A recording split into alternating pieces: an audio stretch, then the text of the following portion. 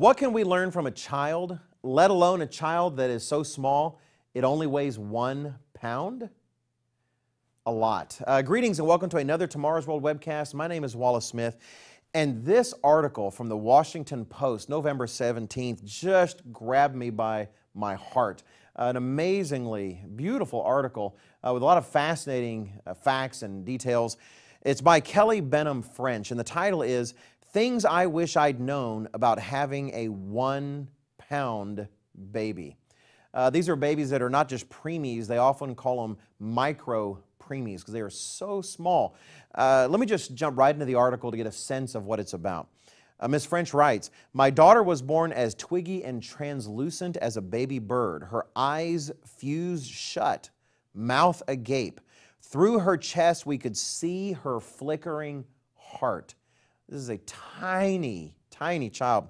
Juniper, it's the baby's name, arrived at 23 weeks and 6 days gestation, the threshold between viability and futility, between what is possible and what is right. For me, after 5 years of infertility, she came at the trembling membrane between motherhood and despair. She weighed 1 pound 4 ounces. That's the size of a 6-week-old kitten or an eastern gray squirrel. It's the amount of breast milk an 8-pound newborn drinks in a day, and it's $1.26 in pennies. Incredibly, incredibly small. She goes on to talk about how the child spent 6.5 months in this neonatal intensive care unit. But now she is, at the time of this writing, she's a 5-year-old girl, says that she's ferocious, joyful, she's a kindergartner, master tree climber, and mommy to her pet chicken, Sesame. So Juniper's story turns out rather wonderfully. But you've got to read the details in terms of the trials and tribulations and how much effort they had to go through to nourish this 1 pound child through its difficult 6.5 months with translucent skin when they had to see if they had to actually operate on the child and what it took just to move the child from place to place. The heartbreaking description she has of seeing the father asleep on top of the incubator. It does. It's an amazing story. But there's so many things in here that are just thrown out there sort of subtly, but that are important. Just the part that I read, listen closely, it says 23 weeks and 6 days, the threshold between viability and futility, between what is possible and what is right. What is that an allusion to? I can't speak directly, maybe it's just a coincidence, but 24 weeks, which this is 1 day shy of 24 weeks, is considered the limit for abortion often.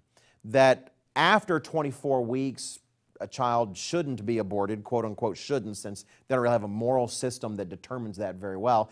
And then before 24 weeks, under a lot of conditions, that yes, a child can be aborted.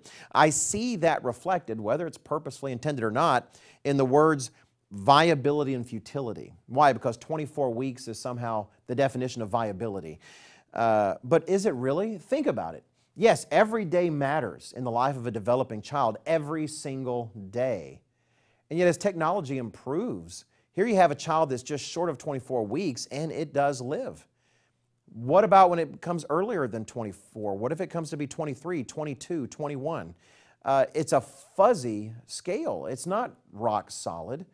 And then actually what is possible and what is right.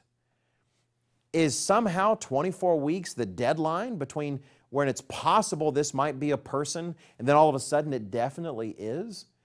It's tales like this, when you read all of it, that just, for me, expose the hypocrisy of the abortion industry in our society. And really, the medical industry in general that is tied into that, that somehow this child should be considered a person for whom we need to devote vast resources to see her grow and to see her live, and yet, really, only a handful of days before, it wasn't a person.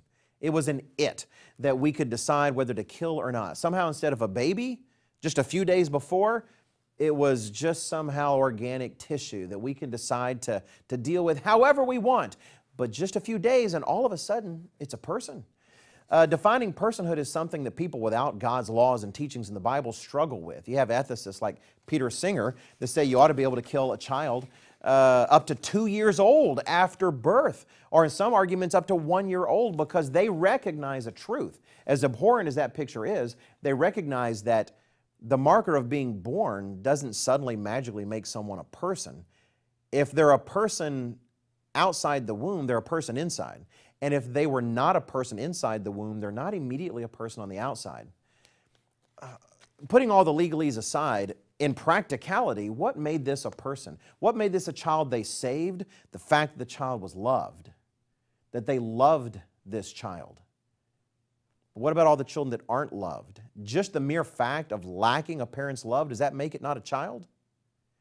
No, it is still a child, because whether the parents love that child in the womb or not, there is a God in heaven who loves that child, whether it's before 24 weeks or afterwards.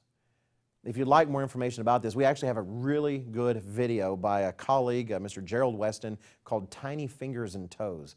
I highly recommend you watch it. It's really one of the best things I've seen on this particular topic, and I encourage you to watch it unabashedly.